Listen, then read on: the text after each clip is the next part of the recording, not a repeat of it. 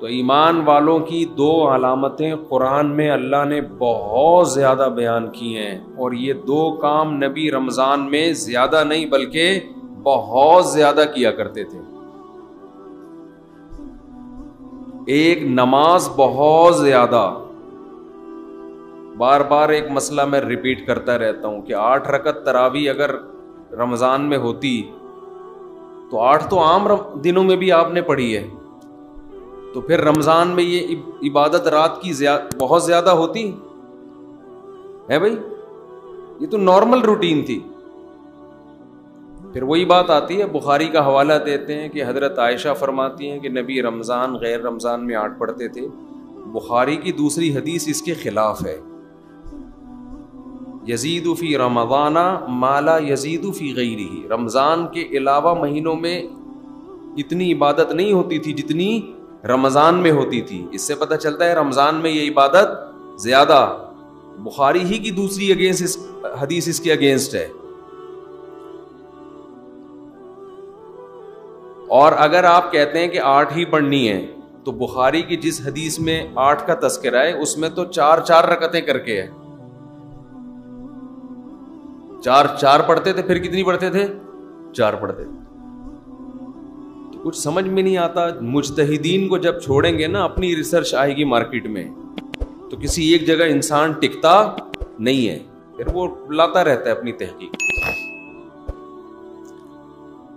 تو رمضان میں ایک کام عبادت، جیسے ہم تراویح پڑھتے ہیں تو عام دنوں سے کئی گنا زیادہ نماز کی تعداد ہو جاتی ہے۔ تو نبی نے 4 کام تو کیے لیکن 2 کو بہت زیادہ فوکس کیا ہے۔ ایک، نماز کی بہت زیادہ کثرت۔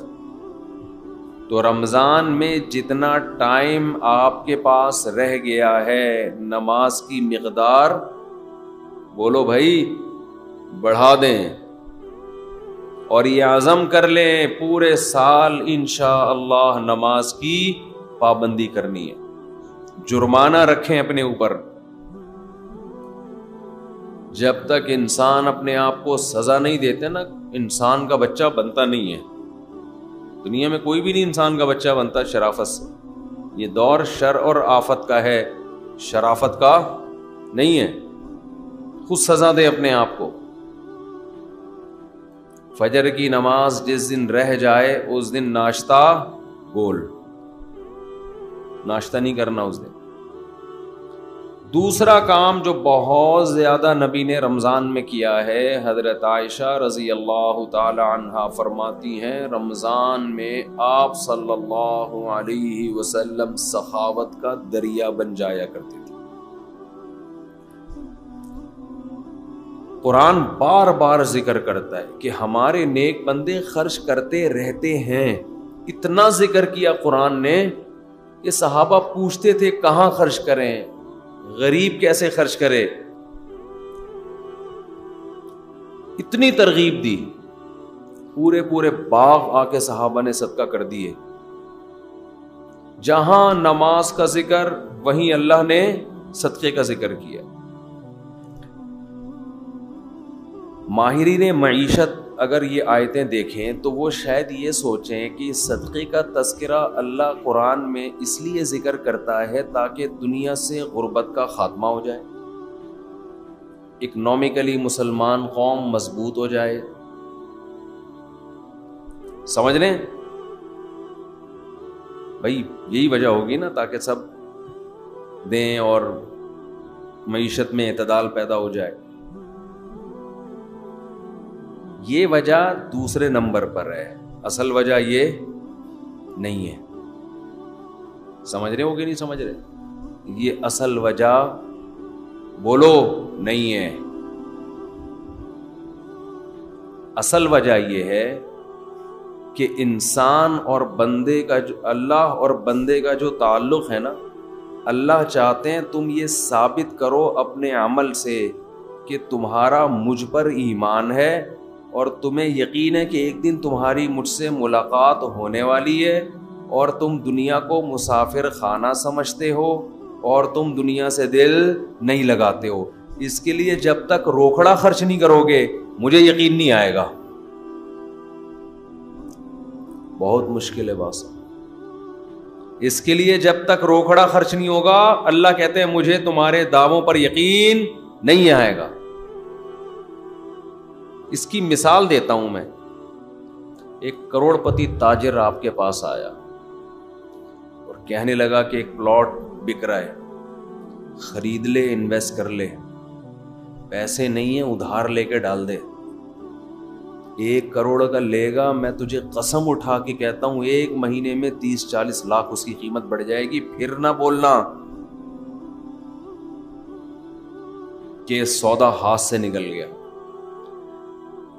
اس کی جگہ جب میں ہوں گا تو میں اسے مشورہ دوں گا, اگر تجھے اتنا ہی یقین ہے کہ یہ 1 مہینے میں 1 کروڑ سے 1 کروڑ 50 لاکھ کا ہو جائے گا تو اپنے پیسے لگا دے. کیا خیال ہے وہ؟ اب وہ جواب میں ای آ چوں چاں چیں چوں کرنے لگے, اس کا مطلب اس کو یقین بولو نہیں. اس کو کسی نے یہ پلاٹ آپ کو پہنانے کا حکم دیا ہے, اس کا کمیشن ہے کہ یار اس کو پہنا دے, یہ سبزی والے بھی اس سے پیسے لے کے بھاگے میں اور پتہ نہیں کون کون یہ خرید لے گا. جس کو یقین ہوتا ہے وہ اپنا سودا جانے دیتا ہے. بعض لوگ کیا کرتے ہیں کہ ہم اسٹیٹ ایجنٹ کو پیسے دیں گے کہ پلاٹ خریدو اور بیچو, تو دے دیں, بہت اچھی بات ہے. لیکن عام طور پہ اسٹیٹ ایجنٹ کیا کرتے ہیں, اور بہت صحیح کرتے ہیں وہ, کیونکہ ان کی جگہ آپ ہوتے تو آپ بھی یہی کر رہے ہوتے. جہاں لگا کہ انویسٹمنٹ کم اور پروفٹ زیادہ, تو وہ آپ کا نہیں بلکہ اپنا پیسہ لگائے گا اس میں, سمجھتے ہو. اور جہاں لگا کہ انویسٹمنٹ زیادہ ہے پروفٹ کم ہے, وہاں کمیشن پہ آپ کو وہ پلاٹ پہنا دے گا. اپنا کمیشن رکھ لے گا 2%, 1% جو بھی ہے آپ کو پہنا دے گا وہ.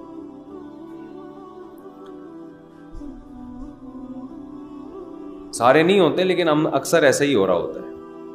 جب آپ خود اس کی جگہ ہوتے تو یہی کر رہے ہوتے, تو پھر خود سوچ لو پھر اس میں کون سی ایسی گھبرانے کی بات. وہ کیوں لگائے گا آپ کے پیسے؟ جہاں انسان کو یقین ہوتا ہے کہ یہ مجھے ملنے والا ہے 100% پروفٹ, وہاں کس کا پیسہ لگاتا ہے؟ اپنا. اور جہاں خطرہ ہوتا ہے وہاں کس کا لگاتا ہے؟ دوسروں سے پیسے لے کے لگاتا ہے. سر ایک بڑا اچھا پروجیکٹ آیا ہوا ہے, بہت بہترین پروجیکٹ ہے, آپ لگا لیں اس میں پیسہ. اللہ تعالیٰ یہ دیکھنے کے لیے کہ یہ مجھ پہ یقین رکھتے ہیں کہ نہیں رکھتے, یہ مجھے رزاق جو کہتے ہیں کہ میں روزی دیتا ہوں, یہ خالی پیلی کے نعرے ہیں, ہوائی باتیں ہیں, یا یہ مانتے ہیں کہ رزق کس کے ہاتھ میں ہے؟ میرے ہاتھ میں. ان کو یقین ہے کہ ایک دن قیامت قائم ہوگی جس دن اپنے گناہوں کے بوجھ تلے یہ دبے ہوئے ہوں گے, اور اس دن ان کو پتا ہے کہ اگر انہوں نے صدقہ خیرات کیا ہوگا تو اللہ کا غضب اس صدقے کی برکت سے ٹھنڈا ہوگا. ان کو اگر یقین ہے تو یہ پیسہ خرچ کیوں نہیں کرتے؟ سمجھ میں آ رہی ہے بات کہ نہیں آ رہی ہے؟ اور خرچ کا مطلب ٹرائی کرنے کے لیے خرچ کیا جاتا ہے. دیکھو جس بزنس میں پروفٹ کا آپ کو یقین نہ ہو, امکان ہو, انویسٹمنٹ وہاں بھی کر دیتے ہو, مگر بڑی انویسٹمنٹ بولو نہیں کرتے. ٹرائی یار, ایک فائل لے کے ڈال دے یار, ایک فائل لے کے اسٹیٹ ایجنٹ کو کیا بولتے ہو یار, سب لوگ خریدنے, ہماری بھی ایک لے کے ڈال دے, اتنے پیسے ہیں میرے پاس, 10 لاکھ 15 لاکھ 20 لاکھ 30 لاکھ. کچی آبادی میں بھی لوگ پلاٹ لے لیتے ہیں. سوچو 10 20 لاکھ کے انویسٹمنٹ تو کچی آبادی میں کر رہے ہیں. کبھی اللہ کے لیے 10-15 لاکھ کی انویسٹمنٹ کی کسی نے؟ نہیں آئی کھوپڑی میں بات ہے. یعنی اللہ کو قرضہ دینے میں اتنا بھی رسک نہیں لے رہے جتنا کچی آبادی میں 10-15 لاکھ کے پلاٹ کا رسک لے رہے ہوتے. مطلب اتنا اللہ کے پاس جب انویسٹمنٹ کرتے ہیں نا, تو 20 روپے دے دیے اس کو وائپر والے کو جو آپ کا گاڑی کا شیشہ صاف کر رہے ہیں, حاتم طائی کی قبر پہ لات مار دی. اللہ کے لیے جب انویسٹمنٹ کر رہے ہوتے ہیں تو گھر میں جو راشن آ رہا ہے, انڈے پراٹھے بیوی کو جو کھلا رہے ہیں, اسی میں نیت کر لی صدقے کی. ٹھیک ہے وہ بھی صدقہ ہے, لیکن وہ تو آپ کو دینا ہے, وہ تو نو کا آپشن ہی نہیں ہے آپ کے پاس. خیر کوئی رفیع بھائی, کوئی کسی کے پاس کسی کے باپ کوئی مائی کا لال ایسا پیدا ہوا, گھر والوں نے کہا 6 انڈے لاؤ اور آپ 5 لے آئے, ایسے کوئی ہو سکتا ہے وہ چنگیز خان میں اتنی ہمت ہو. تو اللہ یہ دیکھنے کے لیے کہ مجھ پر ایمان رکھتا بھی ہے کہ نہیں رکھتا, تو اللہ ہم سے کیا مانگتے ہیں؟ پیسہ مانگتے ہیں. اس لیے نہیں کہ اکانومک ملک کی بحال ہو جائے, غربت کا خاتمہ ہو جائے. غربت کے خاتمے کے لیے اگر صدقے کا حکم ہوتا تو غریب کو صدقے کا حکم کیوں ہوتا کہ وہ بھی کرے صدقہ؟ ہے بھائی, اسلام تو غریب کو بھی کہتا ہے اتقوا النار ولو بشق تمرۃ. غریب کو حکم دیا جہنم کی آگ سے بچو, صدقہ کرو. غریب کہے گا, خاص طور پہ صحابہ کے زمانے کے غریب تو ایسے غریب تھے کہ ایک ازار ہے ٹوٹل ملکیت, اوپر پہننے کی قمیض بھی نہیں ہے. یہ ایسے ایسے غریب جو آج کل آپ کو ملیں گے نہیں. اتنے غریب صحابی کو حکم دیا جا رہا ہے کیا کرو؟ صدقہ کرو, تاکہ اللہ کے غضب سے حفاظت ہو. وہ پوچھیں گے کیسے صدقہ کریں؟ آپ نے فرمایا شق تمرہ, کھجور آدھی توڑو, آدھی خود کھاؤ, آدھی کسی اور کو کھلا دو, صدقہ کر دو کسی کو. کیا اس سے غربت اکنامکلی قوم مضبوط ہو جائے گی؟ ہے بھائی, آدھی کھجور روز کسی کو دیں گے, کیا معیشت بحال ہو جائے گی قوم کی؟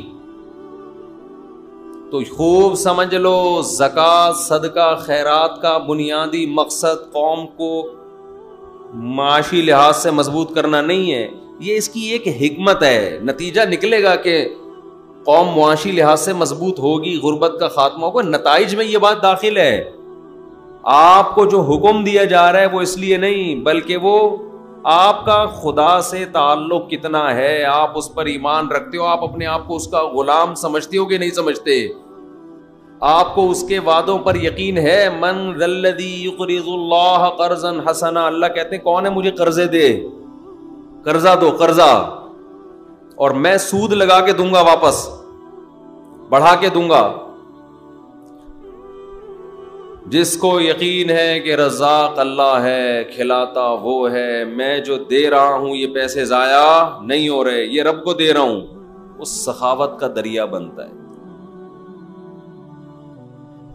اور جس کو یقین ہی نہیں ہے وہ ہر وقت نوٹ بیٹھ کے گنتا رہے, کمیٹیاں ڈال ڈال کے اور گھسیٹ رہے, کمیٹیاں ڈال ڈال کے, پیٹ کاٹ کاٹ کے کمیٹیاں ڈالی ہوئی ہیں. عربی میں نا کنجوس کے لیے 2 الگ الگ الفاظ استعمال ہوتے ہیں. دیر آر 2 ٹائپس آف کنجوس. ایک کو بخیل کہتے ہیں اور ایک کو شحیح. شحیح شین اور حلوے والی ہا اور یا اور پھر حلوے والی ہا. روزے میں ذرا حلوے والی بات کرنے سے بھی اپنا مزہ ہے. تو اس کو کیا کہتے ہیں؟ شحیح. یہ کنجوس کی سپرلیٹو ڈگری ہے. کنجوس اسے کہتے ہیں جو دوسروں پہ خرچ نہ کرے. شحیح اتنا بڑا کنجوس جس کمبخت کو اپنے اوپر بھی خرچ نہیں کیا جا رہا اس سے. سمجھتے ہیں؟ یہ کنجوس کی وہ قسم ہے جو کمبخت اپنے اوپر بھی خرچ نہیں کرتا. 70 سال 80 سال عمر ہو گئی, بینکوں میں پیسے رکھے ہوئے, آڑے وقت میں کام آئے گا. تو آڑا وقت تو اب کون سا, یہ آڑا نہیں تو کون سا وقت ہے یہ. خواتین زیور رکھا ہوا ہے, کئی تولے سونا, زکوٰۃ نکالتے ہوئے تکلیف ہوتی ہے.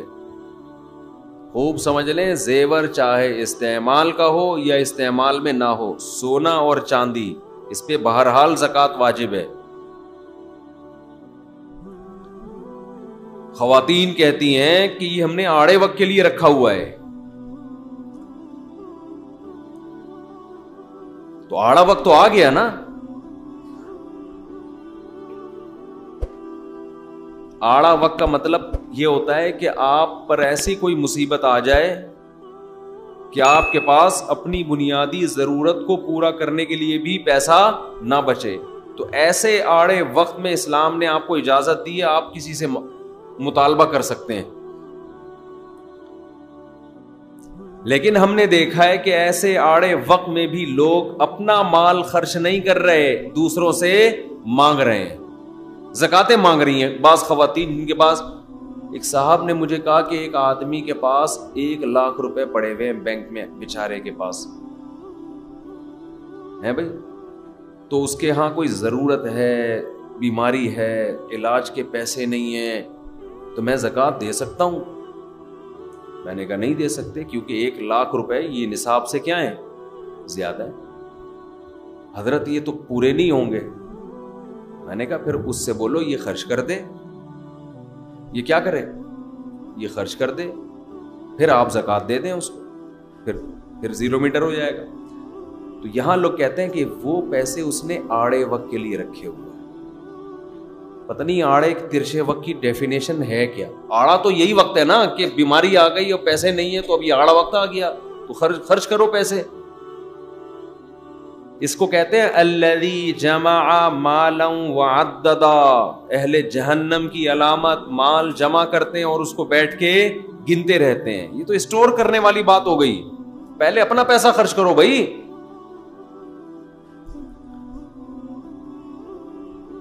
تو اللہ نے جو ہمیں مال خرچ کرنے کا حکم دیا وہ اللہ اور بندے کے تعلق کی وجہ سے. دیکھو جب آپ کو کسی سے محبت ہوتی ہے تو محبوب پر پیسہ اس کی ضرورت کی وجہ سے خرچ نہیں کیا جاتا, بلکہ اپنا اور محبوب کا تعلق ثابت کرنے کے لیے اس کے ثبوت کے طور پہ پیسہ خرچ کیا جاتا ہے. آپ کی شادی ہو گئی کسی مالدار گھرانے میں, لڑکی بڑی لینڈ لارڈ, مہر کی بات ہوئی, آپ نے کہا 10,000 ڈال دو ایک شری بس وہ پوری کرنے کے لیے. منہ دکھائی پہ کیا دیں گے, آپ نے کہا دعائیں اور سلام پیش کروں گا آپ کی خدمت, دعائیں لے کر آؤں. ولیمے میں کیا کریں گے, ولیمے کی کیا ضرورت ہے, ڈیفینس میں سب کھاتے پیتے لوگ ہیں بھائی, سب کیا ہیں, کھاتے پیتے لوگ ہیں. سالے بھی جو آپ کے ہوں گے سارے کھاتے پیتے ہیں, روزانہ کھاتے پیتے ماشاءاللہ. تو میں کیا بولے بھائی, گفٹ میں کیا دو گے بیگم کو, گفٹ کی ضرورت کیا ہے, کروڑ پتی باپ کی بیٹی ہے بھائی, کروڑ پتی باپ کی بیٹی ہے, سب کچھ اللہ کا دیا ہے, تو گفٹ کا کیا کرنا ہے. وہ رشتہ دے دیں گے, بولو نا, بولیں گے تو کیا کرنے آیا ہے, تو کیسے ثابت کرے گا کہ تجھے بھی محبت ہے بھائی. ہمیں ضرورت نہیں ہے, لیکن ہمیں اس پیسوں کی ہمیں ضرورت نہیں ہے, لیکن ہمیں اس بات کی ضرورت ہے کہ تو یہ ثابت کر کے تو اس شادی پہ خوش ہے اور تو محبت کرتا ہے, تو عزت دیتا ہے رشتہ داروں کو, سسرالیوں کو.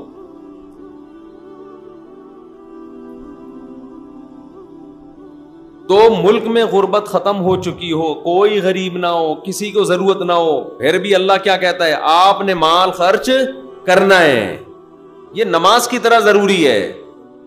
اہل ایمان کی علامات میں سے وہ تلاش کرتے رہتے ہیں اللہ کو خوش کرنے کے لیے پیسہ نکالنا ہے, پیسہ.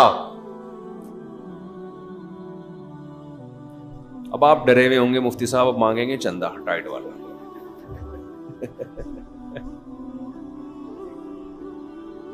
آج کمیٹی نے مفتی صاحب کے ذمے لگایا ہوگا کہ دبا کے کیا کرنا ہے, تو سب سے پہلے آپ نے گھبرانا نہیں. میرا کوئی چندہ مانگنے کا پروگرام نہیں ہے.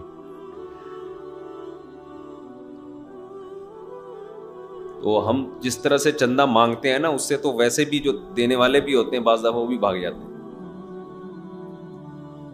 میرا کہیں یورپ کا ویزا لگنے والا تھا تو کسی نے شکایت کر دی کہ یہ آئے گا چندہ مانگے گا, تو جو بلانے والے تھے وہ پیچھے اڑ گئے. میں نے ان سے کہا کہ میں قطن نہ میرا یورپ میں آگے چندہ مانگنے کا ارادہ تھا اور آپ کے خرچے پہ آنے کا ارادہ بھی نہیں تھا, تو آپ سے تو رابطہ کیا, ویزا لگ جائے گا تو ہم اپنے خرچے پہ جائیں گے. تو پتہ نہیں مولویوں کا کیا امیج لوگوں نے دماغ میں بٹھا لیا. تو میرے بھائی آپ کو جو ہم ترغیب دے رہے ہیں، اور یہ آپ کو نہیں، یہ میں اپنے آپ کو بھی دے رہا ہوں، میں تو جب بیان کرتا ہوں تو سب سے زیادہ میں ڈر رہا ہوتا ہوں کہ میں کتنا اس معیار پہ پورا اترتا ہوں. اللہ مجھ سے پوچھے گا ادھر تو بڑا فنٹر بنا ہوا تھا ممبر پہ بیٹھ کے، تو کیا کر رہا ہے؟ تو یہ مجھے خود بھی ڈر لگ رہا ہوتا ہے کہ ہم کون سا کوئی سخاوت کے دریا ہیں. قرآن نے بیان کیا وَيْلٌ لِّكُلِّ هُمَزَةٍ لُّمَزَةٍ الَّذِي جَمَعَ مَالًا وَعَدَّدَ. تباہی ہے اس شخص کے لیے جو مال جمع کرتا ہے اور گن گن کے رکھتا ہے. یہ چائنا والوں پہ سوٹ کرتی ہے یہ چیز، جنہوں نے کروڑوں روپے کے قبرستان خریدے ملیشیا میں. نہیں بتایا، دکھائی میں نے ویڈیو، ایک پیسہ لے کے دفن ہو جاؤ. یہ کسی اہل ایمان پہ کنجوسی سوٹ نہیں کرتی. مسلمان سخی ہوتا ہے، اپنی ذات پہ بھی خرچ کرتا ہے. مسافر خانہ ہے بھائی، یہ زندگی ختم ہو جائے گی، کھاؤ پیو بچا بچا کے، بولو نا مت. ابھی دانت ہیں، بادام کھا سکتے ہو، بڑھاپے میں بادام ہوں گے چبانے کے لیے، دانت نہیں ہوں گے، کھا لو. یقول العبدی مالی مالی، بندہ کہتا ہے میرا مال میرا مال. حدیث میں آتا ہے، آپ نے فرمایا تیرا مال وہ ہے جو کھا کے ختم کر دیا پہن کے پرانا، باقی تیرا نہیں ہے، مرے گا وارثوں میں بٹے گا، اور وارثوں کا بھی نہیں ہے، وہ مریں گے آگے ان کے وارثوں میں جائے گا، کھاتا کوئی بھی نہیں ہے. ہر آدمی اس نیت سے بچا رہے میرے بچوں کے کام آئے گا، بچے اس نیت سے بچا رہے ہمارے بچوں کے کام آئے گا، وہ اس نیت سے کہ ہمارے بچوں کے کام آئے گا. تو یہ قیامت میں جو آخری بندہ پیدا ہوگا نا، اس کے کام شاید آ جائے، اس کے بھی نہیں آئے گا، وہ پھر اللہ زمین اور آسمان کو تباہ کر دے گا. اللہ نے بہت زیادہ دیا ہے، ٹھیک ہے، بچوں کے لیے بھی کچھ روک لو، کچھ پراپرٹی لے کے ڈال دو، حدیث میں ترغیب ہے، بالکل لاوارث نہ چھوڑو، لیکن اس کی بھی ایک لمٹ ہو نا. ہر چیز کی ایک حد ہوتی ہے کہ نہیں ہوتی، کہ بھئی یہاں تک کرنا ہے میں نے جمع، اس کے بعد نہیں کرنا. ہمارے ہاں کوئی حد ہی نہیں ہے، کتنا جمع کرنا ہے، بس جتنا ہو جائے جتنا ہو جائے جتنا ہو جائے، تو کرتے چلے جاؤ. پھر تو نہ خود کھا سکو گے نہ دوسروں کو کھلا سکتے ہو. نبی صلی اللہ علیہ وسلم نے فرمایا سخی آدمی اللہ کے بھی قریب، لوگوں کے بھی قریب، اور جنت کے بھی قریب. قریب من اللہ، قریب من الناس، قریب من الجنہ، بعید من النار. جہنم سے دور ہوتا ہے. جہنم کو سخی لوگوں سے بہت نفرت ہے، بہت نفرت. جہنم کو محبت ہے کنجوسوں سے. اور آپ نے فرمایا اور کنجوس بعید من اللہ، اللہ سے بھی دور، اللہ کو بھی نفرت ہے، کیونکہ اللہ کی صفت ہے خرچ کرنا. تو اللہ کو پسند بھی کون لوگ ہیں؟ جو خرچ کرتے ہیں.